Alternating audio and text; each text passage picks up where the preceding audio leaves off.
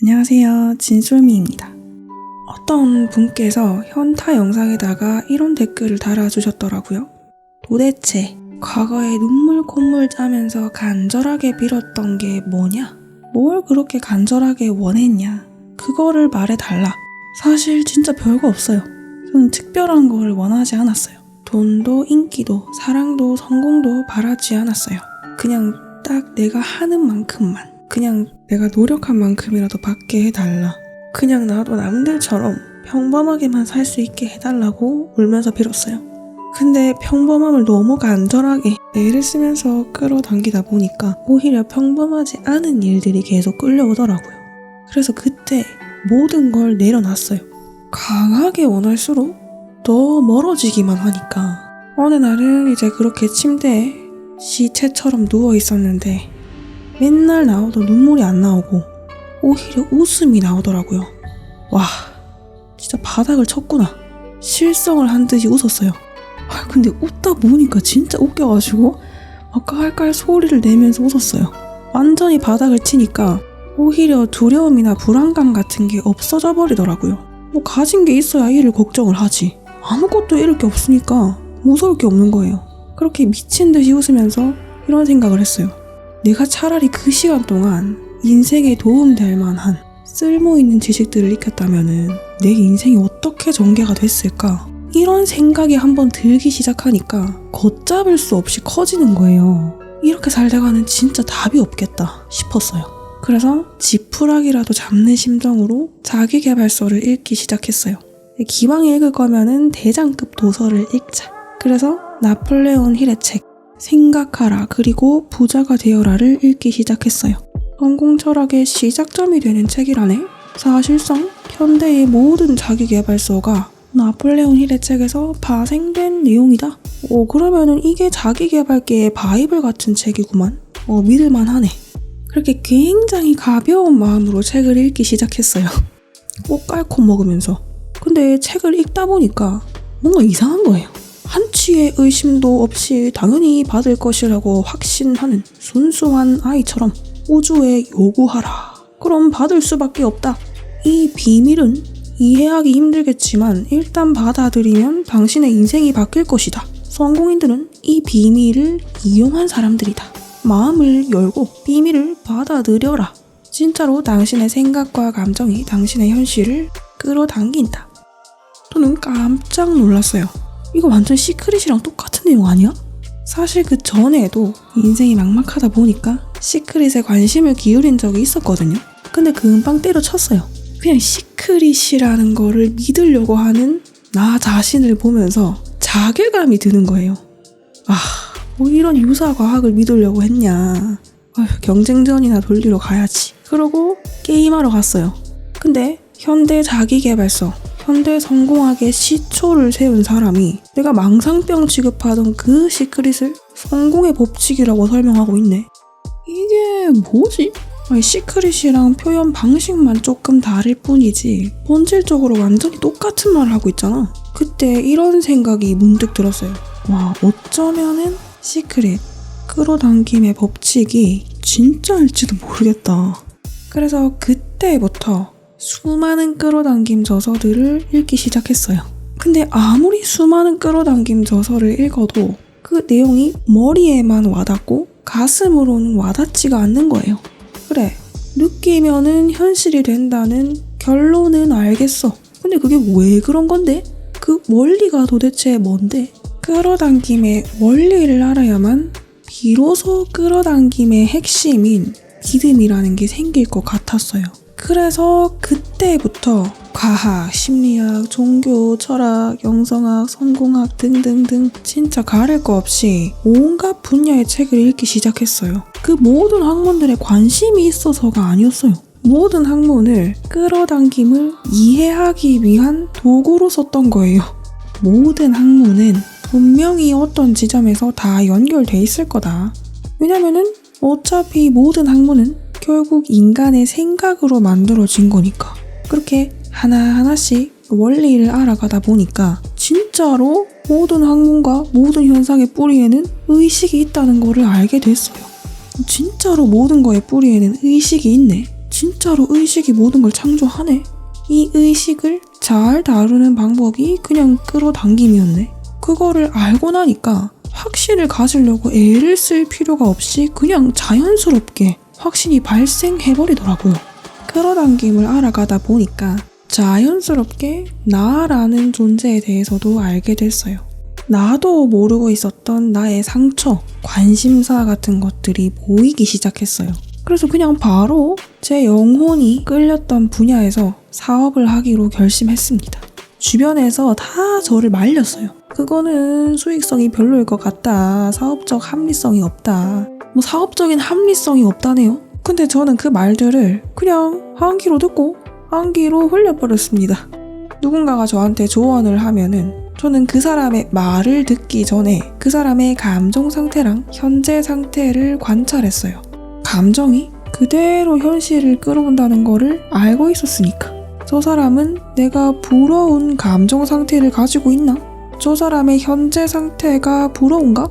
아무리 논리적으로 그럴듯하고 뭔가 세상의 이치에 맞는 합리적인 말을 하는 것 같아도 그 말을 하는 사람의 감정 상태와 현재 상태가 부럽지 않으면 철저하게 한 귀로 듣고 한 귀로 흘렸어요. 왜냐? 그 사람의 말을 귀담아 듣는 거는 전혀 부럽지 않은 현재 상태를 만들어내는 잠재의식을 그대로 흡수하는 거나 마찬가지였어요. 그래서 그냥 대충 웃으면서 들어주고 마음속으로는 짱구 오프닝송 아니면은 고추 참치송을 불렀습니다. 그 노래들을 생각하면은 일단 웃겨서 기분이 좋아지거든요. 그래서 앞 사람이 뭐 말을 하는지 귀에 안 들어와. 속으로 고추 참치 이러고 있어요.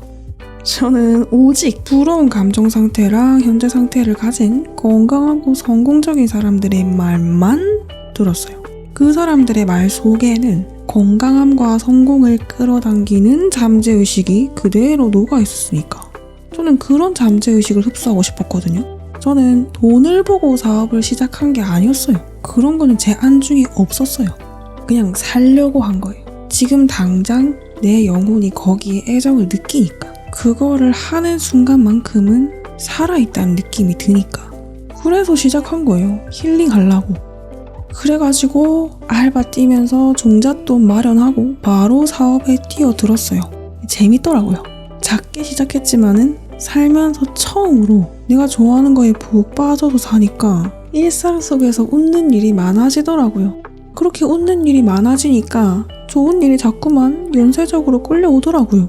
그렇게 사업을 잘 진행하다가 어느 날에는 이제 유튜브에서 정보를 찾고 있었어요. 사업을 진행하다 보면은 전문적인 정보가 필요할 때가 있잖아요. 검색을 하고 검색 결과를 쭉쭉 내리면서 어떤 영상을 하나 클릭하게 됐는데 깜짝 놀랐어요. 영상이 처음부터 재생이 안 되고 중간부터 재생이 되는 거예요. 그러니까 제가 그 영상을 과거에 보다가 말았던 거예요. 그 영상을 언제 봤는지 기억도 안 나. 근데 봤었다는 거는 확실해. 근데 과거에 저는 그 영상을 별 도움 안 되는 쓸모없는 영상으로 생각하고 중간까지만 보다가 넘겼던 거예요. 내가 무슨 사업이야 라고 생각을 했겠죠. 그러고 나서 보나마나 게임 영상 보러 갔을 거야. 근데 영상을 다시 찾아본 시점에서 그 영상은 저한테 진짜 황금 같은 정보였거든요. 여기서 정말 중요한 깨달음을 얻었어요. 스스로한테 변화를 허락하지 않은 사람한테는 아무리 좋은 정보를 떠먹여줘도 그거를 아무짝에도 쓸모없는 정보로 인식해버리는구나. 그러니까 애초에 안 믿으려고 작정한 사람들을 내가 애써서 설득하거나 상대할 필요가 없겠구나. 어차피 각자마다 깨닫는 시기가 전부 다 다르니까. 제 좌우명이 바로 이때 탄생했습니다. 기다려주되 상대하지는 말자. 그냥 기다려주되 상대하진 않는 거예요. 굳이 내 시간이랑 에너지는 더 중요한 데 써야 되니까. 제가 사업에 한창 빠져 살 때는 아이러니하게도 끌어당김을 완전히 잊고 살았어요. 소망이 잠재의식에 완전히 각인돼버리면은 오히려 소망을 까먹게 된다는 말이 무슨 말인지 그때 몸으로 깨닫게 됐어요. 그렇게 어찌저찌 사업이 잘 풀려가지고 규모도 점점 커지고 직원 수도 늘어나고 수입까지 역대급을 찍었는데 이상하게 쎄한 느낌이 드는 거예요.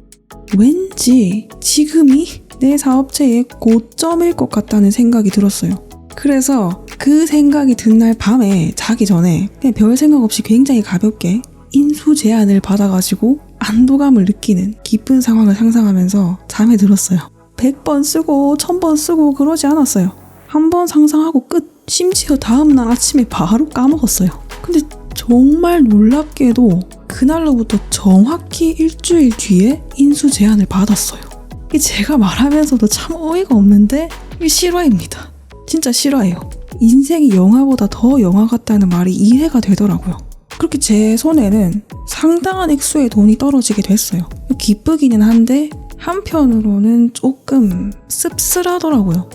나는 내 사업에서 한계점을 발견하고 하루라도 빨리 팔고 싶어 했는데 저 사람은 내 사업에서 성장 가능성을 보고 하루라도 빨리 사고 싶어 했네? 스스로를 완전히 믿게 됐다고 생각했었는데 아직까지도 스스로를 완벽하게 믿지는 못했구나. 약간 씁쓸한 마음이 들기는 하더라고요. 사업체를 판 돈을 가지고 경제적인 자유를 누리려면은 충분히 누릴 수도 있었어요.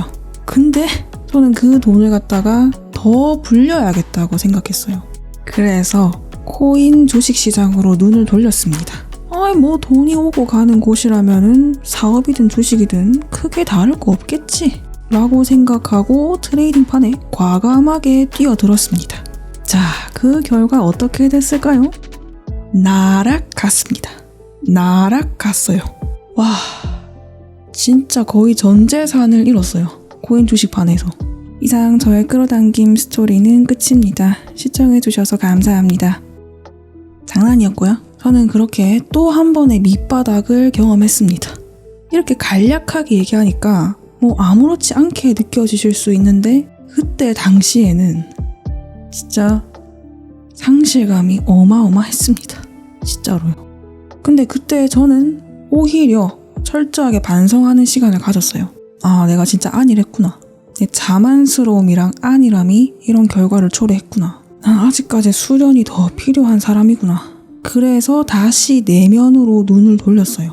한동안 까먹고 살았던 끌어당김을 다시 공부하기 시작했어요. 그때 참 소중한 깨달음을 하나 얻었습니다. 마음 수련은 일정 기간 집중해서 빡 하고 끝이 아니구나. 마음 수련은 양치질을 하듯이 가벼운 마음으로 평생 해야 되는 거구나. 기술적인 분석 같은 거는 진짜 빠삭하게 알고 있었어요. 근데 흔들리는 차트 속에서 불안감이 느껴진 거야. 머리로 이론을 빠삭하게 아는 거랑 실전이랑 완전히 다르더라고요. 사업체를 키우는 거랑 코인 주식 트레이딩을 하는 거는 차원이 다른 세계 얘기더라고요. 그래서 저는 거의 반페인이 된 상태로 사업을 하다가 친해지게 된 지인분한테 조언을 구했어요. 그분이 이제 트레이딩으로 경제적인 자유를 이루신 분이거든요. 물어봤어요. 도대체 차트를 보면서 뭔 생각을 하냐? 어떤 마음가짐으로 트레이딩에 임하냐? 흔들리는 차트 앞에서 불안하지는 않냐? 근데 그분이 딱 이렇게 말씀하시더라고요. 별 생각 안 하는데? 어차피 오를 거 알고 들어가는 거라 가지고 너무 초연하더라고요. 빨간 불이 뜨면은 올랐네? 파란 불 뜨면은 내렸네? 돈을 얻어도 잠깐만 기뻐할 뿐, 돈을 잃어도 잠깐만 실망할 뿐, 금방 감정의 페이스를 잡더라고요. 감정에 휘말리지 않고 확신이라는 감만 따라가더라고요. 근데 과거에 전 어땠냐면은 1%만 올라도 나 이러다가 진짜 건물주 되는 거 아닐까? 라고 하면서 막 기뻐하고 1%라도 내리면은 와, 손절해? 이랬어요. 사업을 할 때는 나의 회사가 상장이 되지 않는 한 1분 단위로 내 사업체의 실적 차트가 왔다 갔다 거리지 않잖아요. 근데 이제 흔들리는 차트 앞에서 끌어당김이고 뭐고 마인드 세팅이고 뭐고 평정심을 지키는 게 힘들더라고요. 근데 가만히 생각해보면 그때 차트 앞에서의 저의 마인드는 이미 가진 자의 마인드가 아니었어요. 그러니까 당연히 돈을 잃을 수밖에 없었던 거예요. 저는 트레이딩으로 경제적 자유를 잃은 그 지인분의 마인드를 그대로 흡수해버리자고 생각했어요. 그 지인이 했던 말, 그 말 속에 녹아있는 감정, 그 말을 할 때 지었던 표정까지 완벽하게 복귀하면서 매일 밤에 자기 전에 누워가지고 이렇게 중얼거렸어요. 별 생각 안 하는데? 어차피 올라갈 거 알고 들어가는 거라서. 완전히 그 지인한테 빙의된 것처럼 말했어요. 그 상태로 매일 밤 잠에 들었어요. 그렇게 기술적인 부분들 더 공부하고 여러 가지 정보들 찾아보고 건강함이랑 조연함을 유지하기 위해서 식습관 다 뜯어 고치고 운동도 다시 시작했어요. 시드를 한 푼이라도 더 모으려고 주말에 풀타임으로 음식점 서빙 알바까지 했습니다. 그 결과 어떻게 됐을까요? 예상하신 대로 경제적인 자유를 이뤘습니다. 그게 끝이야? 중간 과정 어디 갔니? 라고 생각하실 수 있어요. 근데 솔직히 말하면 잠재의식이랑 이런 게 완벽하게 세팅된 이후부터는 중간 과정이랄 게 딱히 없어요. 마인드가 세팅된 상태에서 감을 잡기 시작하니까 정말 돈이 순식간에 들어와 버리더라고요. 비슷한 경험 해보신 분들은 제가 무슨 말을 하는지 아실 거예요. 한 번에 확 들어와 버리는 이 급물살의 중간 과정을 서술하기가 굉장히 힘들어요. 그때 왜 부자들이 1억을 버는 것보다 10억을 버는 게 오히려 쉽다고 말하는지 몸으로 깨닫게 됐어요. 솔직히 말해서 노동량이나 노동 강도만 따지고 보면은 사업이나 트레이딩을 하는 것보다 음식점 풀타임 알바 뛰는 게 훨씬 힘들어요. 일단 제가 느끼기에는 그랬어요. 근데 저한테 순식간에 큰 돈을 안겨준 거는 음식점 알바보다 훨씬 노동량이 적고 노동 강도도 낮은 사업이랑 트레이딩이었어요. 여기서부터는 제가 체득한 돈을 끌어당기는 3가지 마인드에 대해서 말해보도록 하겠습니다. 이 3가지 마인드를 동시에 철저하게 겸비하면은 돈은 굴러 들어올 수밖에 없다고 생각해요. 우선은 첫 번째 마인드부터 말해볼게요. 강하고 자유로운 주인님의 마인드. 여러분은 돈의 주인이신가요? 돈은 주인의 마인드를 가진 사람을 따라갑니다. 이해를 돕기 위해 가지고 재밌는 이야기를 하나 들고 와볼게요. 옛날 옛적에 어떤 귀족 가문의 철학자가 자기 밑에 있던 노예들을 다 풀어줘 버렸어요. 그 모습을 가만히 지켜보던 다른 귀족이 이렇게 말했어요. 아이 자네 노예 없이 어떻게 살라고 그러나? 노예들을 다 풀어주면 어떡해? 노예를 풀어준 귀족은 이렇게 대답했습니다. 노예는 주인 없이도 잘 사는데 주인이 노예 없이 살지 못한다면 그게 더 이상한 거 아닌가? 하인은 주인 없이도 잘 먹고 잘 사는데 주인이 하인 없이 못 산다면 그 주인은 진짜 주인일까요? 아니요. 그 주인은 하인한테 실질적으로 종속되어버린 하인의 노예입니다. 돈이라는 녀석은 자기가 있을 때나 없을 때나 한결같이 잘 사는 사람, 강하고 자유로운 주인님의 마인드를 가진 사람을 따라갑니다. 돈은 자기한테 종속된 노예를 따라가지 않아요. 그런 사람은 매력이 없거든요.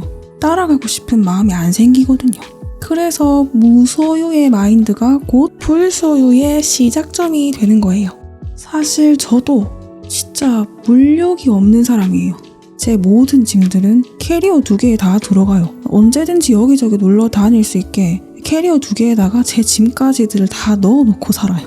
경제적인 자유를 이뤘다고 해가지고 갑자기 비싼 물건 사 제끼고 그러지 않았습니다. 여전히 똑같은 옷을 입고 똑같은 음식을 먹으면서 삽니다. 전자기기도 그거의 기능이 다 할 때까지 멱살 잡고 씁니다. 저는 아직까지도 아이패드 6세대 쓰고 있어요. 이렇게 모든 것이 그대로인 상황에서 달라진 거는 저의 잠재의식과 통장 속의 액수밖에 없어요. 정확하게 말하자면 달라진 건 잠재의식밖에 없습니다. 한편으로는 이런 생각이 들더라고요. 내가 돈이 많을 때나 적을 때나 생활비가 비슷하네? 그러니까 오히려 돈 앞에서 더 초연해질 수 있게 되더라고요. 아이러니한 거는 이 초연함이 자꾸만 돈을 더 끌어온다는 거예요. 돈을 끌어당기는 마인드는 오히려 돈에 약간 무심한 마인드입니다. 그리고 그렇게 끌어당겨진 돈은 자기를 따뜻하게 맞이해주는 주인님 옆에 머무릅니다. 무심함으로 끌어당기고 따스함으로 받아들여야 돼요. 강하고 자유로운 주인 같아가지고 따라갔더만 그 주인이 너는 필요 없고 널 가지는 건 부담스럽다 라고 말하면 바로 빠빠야 합니다. 미련 없이 떠나가요. 왜냐? 나를 언제라도 따뜻하게 맞이해줄 멋있는 주인님들이 사방에 널려있기 때문이에요. 돈을 끌어당기는 두 번째 마인드는 우주 에너지 순환자의 마인드입니다. 세상 모든 것은 진동하면서 존재하는 에너지입니다. 끊임없이 움직이고 변화하고 흐르는 것이 존재하는 모든 에너지의 기본 상태예요. 돈도 마찬가지로 에너지입니다. 돈은 종이 쪼가리, 쇠 쪼가리, 디지털 숫자 쪼가리가 아닙니다. 돈은 많은 것을 가능하게 하는 에너지예요. 그렇기 때문에 우주는 에너지를 정체시키는 사람보다 에너지를 계속 순환시키는 사람한테 더 많은 에너지를 쥐어줄 수밖에 없어요. 에너지가 잘 순환돼야지 우주의 존재가 잘 유지될 수 있기 때문이에요. 그러면은 에너지를 정체시키는 사람은 어떤 사람이냐? 돈을 쌓아놓기만 하고 절대 쓰지는 않는 사람입니다. 물론 전략적인 저축, 목적이 있는 저축은 필수예요. 하지만 저축만 해서는 안 됩니다.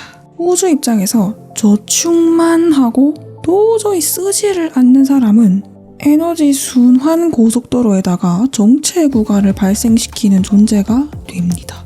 돈은 애초에 쓰이라고 탄생한 도구예요. 돈은 쓰일 때 비로소 세상에 자기의 가치를 실현하는 에너지입니다. 그런 에너지를 갖다가 통장 속에 가만히 감금해두면 돈의 가치가 세상에 구현되지가 않아요. 우리는 돈을 쓰면은 돈이 사라진다고 생각해요. 근데 관점을 조금만 바꾸면 돈을 쓰는 거는 그 자체로 가치를 창출하는 행위예요. 돈을 쓰면 가치가 사라지는 게 아니라 가치가 창출됩니다. 어이 주인장 이게 무슨 소리요? 쉬운 이해를 위해서 제가 재미있는 예시를 하나 들어보겠습니다. 쏠쏠이와 미미가 똑같이 100만 원을 갖고 있다고 해볼게요. 우리의 쏠쏠이는 100만 원을 갖고 맛있는 음식도 사 먹고 투자도 하고 전략적으로 저축도 좀 하고 기부도 했어요. 쏠쏠이가 음식점에다가 돈을 쓰는 순간 음식점 사장님의 수입, 음식점 알바생의 월급, 음식점에다가 식자재를 공급하는 사람들의 인건비 등등등의 일부 기여를 하게 돼요. 쏠쏠이가 투자를 하면 투자한 기업의 가치 창출에도 일부 기여를 하게 돼요. 기부를 하면 한 생명의 존재 유지에 기여하게 됩니다.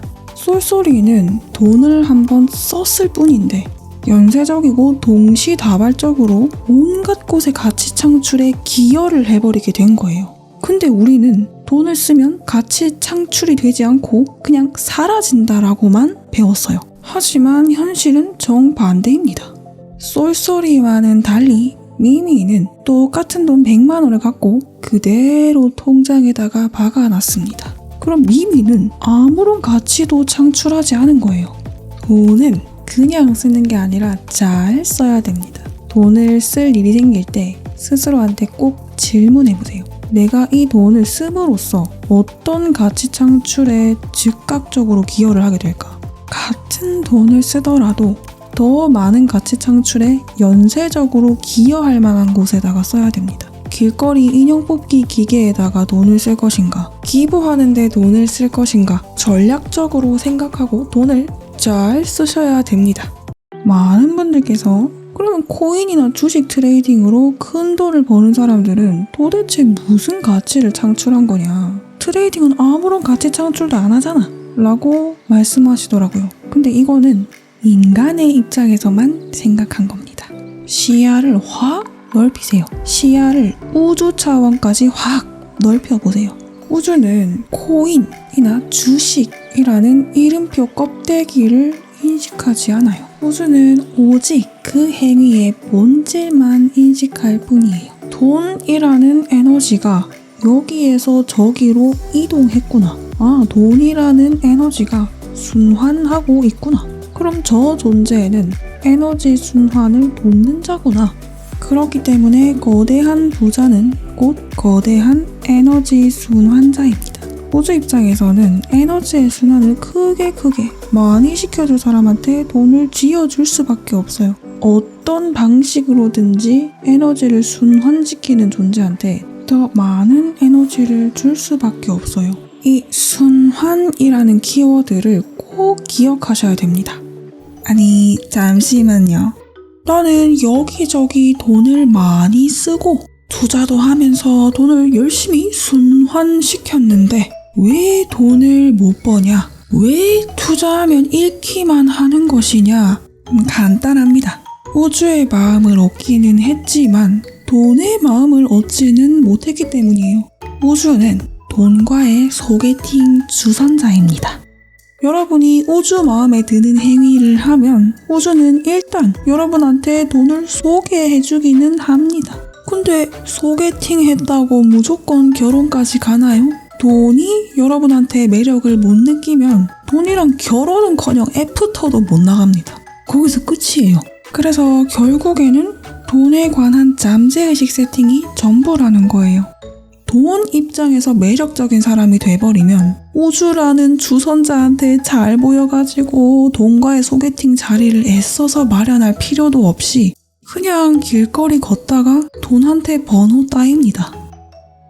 큰 돈을 엄청나게 순환시키는 전 세계 부자들은 전 세계에서 가장 큰 자선사업가이기도 해요. 자기가 번 돈을 그대로 기부하는 데다가 다 써버린다 싶을 정도로 기부를 어마어마하게 합니다. 왜 그런 걸까요? 그냥 착하니까?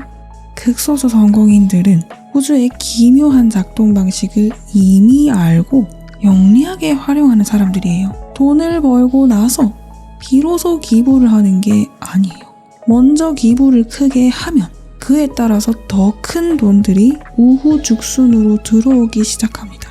먼저 크게 써야 크게 들어와요. 베풀어야 돌아와요. 작용을 먼저 해야 반작용이 돌아와요. 우주가 작동하는 방식은 우리가 기존에 알고 있던 상식과는 완전히 반대됩니다.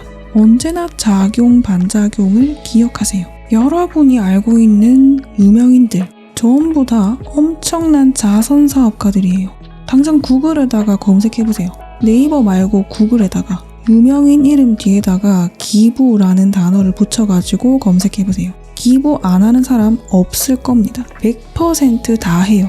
왜 그런 걸까요? 생명을 살리는 기부 행위가 가치 창출의 끝판왕이라서 그래요. 그렇게 기부를 함으로써 가치를 창출하면 그에 대한 엄청난 반작용을 돌려받게 되거든요. 명예, 인기, 돈 등등등으로. 극소수 성공인들은 이 원리를 알고 기부 행위를 활용합니다. 더 많은 반작용을 돌려받기 위해서요.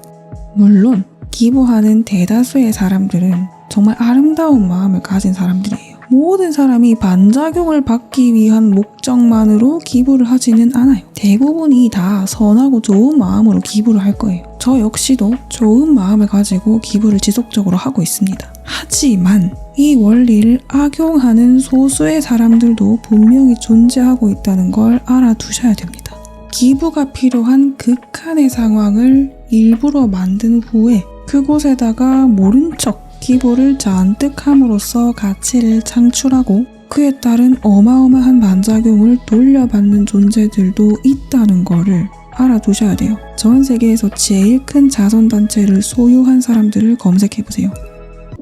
돈을 끌어당기는 세 번째 마인드는 바로 차고 넘치게 가져서 오히려 조연한 마인드입니다. 내가 돈 앞에서 일희일비하게 된다. 돈이 조금이라도 들어오면 너무너무 기뻐서 들뜨고 돈이 부족해지면 너무너무 불안하고 초조해한다. 그러면은 아직 이미 가진 자의 잠재의식이 완전히 세팅되지 않은 거예요. 우리에게 익숙한 현자 예시를 또 한 번 사용해 보도록 하겠습니다. 여러분 주변에는 언제나 매력적인 이성이 넘쳐나요. 그래서 여러분은 언제나 이성 앞에서 현자의 상태를 느낍니다. 현자의 마인드를 가진 여러분은 옆에 붙어있던 몇몇의 이성이 떠나간다고 해도 굳이 간절하게 붙잡지 않습니다. 어차피 곧 있으면 새로운 이성이 들어올 거를 아니까 그냥 쿨하게 보내줍니다. 심지어 곁에 있던 이성들이 한 번에 와르르 떠나가도 딱히 크게 동요하지 않아요. 어차피 좀 있으면은 새로운 사람들이 다시 오르르 들어올 거라는 걸 아니까 여러분은 오히려 그 잠깐의 적막감을 여유롭게 즐기기까지 해요. 돈 앞에서도 마찬가지의 자세를 유지해야 됩니다. 돈이 있으나 없으나 한결같이 잘 사는 마인드. 돈이 들어오나 나가나 딱히 크게 동요하지 않는 마인드. 돈 앞에서 일희일비하지 않는 마인드가 오히려 큰 돈을 순식간에 끌어당깁니다. 차고 넘치게 가져서 오히려 초연한 마인드를 잠재의식에다가 확실하게 새길 수 있는 강력한 확언 한 문장을 소개해드릴게요. 여러 문장 새길 필요 없이 이 문장 하나면은 충분합니다. 이거는 제가 실제로 엄청나게 많이 활용했던 확언이기도 해요. 그냥 어차피 그럴 거라는 거를 그냥 알아. 그냥 어차피 넘쳐날 거라는 거를 그냥 알아. 이 안다는 느낌을 이해하는 게 진짜 중요해요. 그냥 그럴 거라는 거를 알아 라는 표현에 이미 가진 자의 마인드, 초연함, 한치의 의심도 없는 편안한 확신이 동시에 녹아있어요. 사실상 끌어당김에서 제일 중요한 느낌 3가지가 이 안다라는 단어 하나에 전부 들어가 있는 거예요. 지금 여러분의 현재 상황이 어떻든 간에 일단 어차피 계속 차고 넘칠 거라는 거를 그냥 알아 라는 문장을 입 밖으로 내뱉어 보세요. 돈이든 행복이든 사랑이든 뭐든 간에 여러분이 원하는 거를 대입해서 말해보세요. 행위가 느낌을 유발한다는 거를 기억하면서 느낌이 안 든다고 해도 일단은 이렇게 말을 내뱉어 보세요. 그리고 그 말을 매일 양치질을 하듯이 가볍게 반복하세요. 캐주얼하고 유쾌하게 반복하세요. 이 안다는 느낌이 여러분의 잠재의식에 완벽하게 각인되는 순간 여러분은 진짜 엄청난 경험을 하게 되실 겁니다. 장담할 수 있어요. 여러분이 그 미래를 안다는 걸 기억하세요. 제가 유튜브를 시작한 이유는 그냥 저 같은 평범한 사람도 해냈으니까 여러분도 당연히 해낼 수 있다는 믿음을 드리고 싶었어요. 끌어당김 앞에서 막막함, 답답함을 느꼈던 과거의 나와 같은 상황에 있는 사람들한테 조금이나마 확신을 주고 싶었어요. 나한테 진짜 인생을 바꿀 힘이 있다. 내가 가고 있는 길이 결국에 맞았구나 라는 확신을 드리고 싶었어요. 며칠 전에 과거에 썼던 일기장이랑 감사 노트를 쭉 읽어보는데 저도 모르게 눈물이 나오더라고요. 그게 미래 일기가 아니라 현재 일기가 돼 있더라고요. 그때 당시에 그거를 쓸 때는 와 진짜 허황된 이야기, 꿈 같은 얘기라고 생각했었는데 그게 전부 저의 일상이 돼 있더라고요. 어떻게 과거의 내가, 현재의 내가 느끼고 있는 감정들을 이렇게나 잘 알고 있었을까? 소름이 돋을 정도로 신기하면서 한편으로 과거의 저한테 너무 고마웠어요. 외부의 목소리들에 흔들릴 수도 있었을 텐데 굳건하고 용감하게 미래를 확신해줘서 너무 고맙다. 힘든 외부 상황 속에서도 계속해서 확실한 미래를 관측해줬다는 거에 너무 고맙다. 과거의 저는 내 미래 모습이 어떨지, 어떻게 살아갈 건지 아무것도 몰랐어요. 당장 내일도 어떻게 살아가야 될지 몰랐어요. 근데 일단 감사 노트에 적은 대로 살 거라고 확실하게 믿고 미래를 관측하기 시작했던 거예요. 파동 상태, 가능성의 상태로만 존재하던 미래를 지속적으로 관측했기 때문에 관측된 모습이 단단한 현실로 굳어지게 된 거예요. 여러분이 관측하면 그 미래는 현실이 될 수밖에 없습니다. 진짜 그렇게 될 수밖에 없어요. 확실하게 말할 수 있어요. 에이 그딴 거 안 돼 라고 말하는 사람들 말을 한 귀로 듣고 한 귀로 흘려버리세요. 그 말을 하는 사람의 감정 상태랑 현재 상태를 찬찬히 관찰해보세요. 그 사람의 현재 상태, 현실을 끌어당기는 그 사람의 감정 상태가 부러우신가요? 부럽지 않다면 철저하게 한 귀로 듣고 한 귀로 흘려버리시면 됩니다. 복잡할 게 전혀 없어요. 그런 사람들 말을 귀담아 듣는 거는 전혀 부럽지 않은 현재 상태를 만들어내는 잠재의식을 흡수하는 거나 마찬가지예요. 과거에 제가 에이 그 망상병이야 그런 유사과학을 믿냐? 라는 말을 듣고 그 말에 확실한 믿음을 부여해가지고 중간에 다 때려치우고 게임이나 하러 갔다면 지금의 저는 어떤 삶을 살고 있었을까요? 와, 잠깐 생각해봤는데 진짜 아찔하네요. 끌어당김을 한다고 해서 도대체 손해를 볼 게 뭐가 있습니까? 일단 즐겁게 끌어당기는 동안에는 일상 속에서 기분이 좋아져요. 그렇기 때문에 손해는 절대 안 봐요. 본전은 무조건 찾아요. 내 일상이 행복해지니까. 그리고 끌어당김이 먹히면 엄청난 이득을 봅니다. 손해는 절대 안 보고 본전은 무조건 찾고 이득만 보는 게임을 왜 안 하는지 모르겠어요. 심지어 누구한테 피해를 주는 것도 아니에요. 자기 스스로가 행복해짐으로써 오히려 주변에 좋은 영향을 끼쳐 시간이 많이 드는 것도 아니야. 아침 저녁으로 아주 짧게 일상적으로 가볍게 습관적으로만 하면 돼. 이 좋은 것을 왜 안 하는지 모르겠어요. 여러분, 끌어당김은 오히려 유쾌하고 즐겁고 가볍게 해야 돼요. 행복하고 즐거운 인생을 끌어당기는 감정은 뭘까요? 행복과 즐거움입니다. 단순해요. 무거움, 진지함, 엄중함은 무겁고 진지하고 엄중한 일상을 끌어당길 뿐이에요. 저는 끌어당김 앞에서 오히려 가벼움과 유쾌함을 유지해야만 한다고 생각해요. 너무 진지하고 엄중하고 경건하면은 오히려 영노력의 법칙의 굴레에 말려 들어갈 수 있기 때문이에요.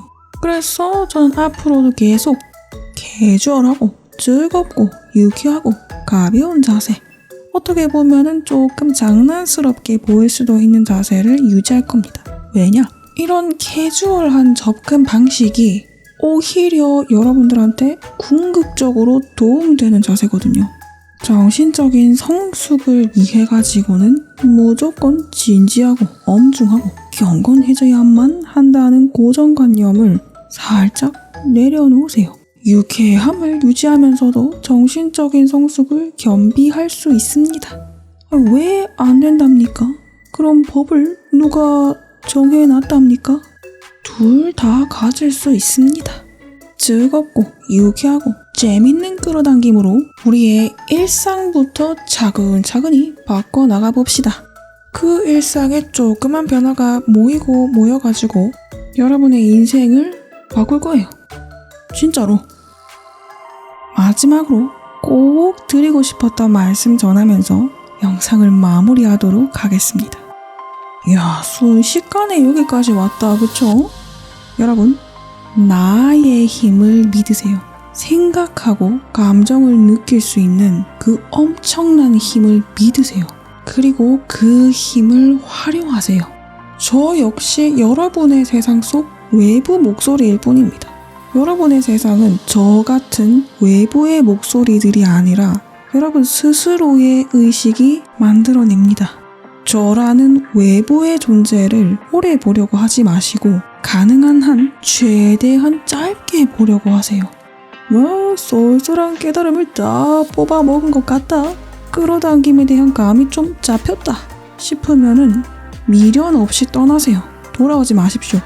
그러고 나서는 오직 자신의 내면의 목소리만 따라가세요. 그때부터가 진짜 시작입니다.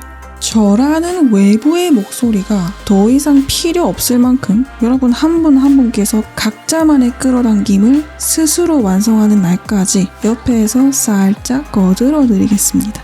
여러분에게 제 진심이 닿기를 바랍니다. 이상 진짜 쏠쏠한 미스터리 지솔미였습니다. 늘 감사드립니다, 선생님들.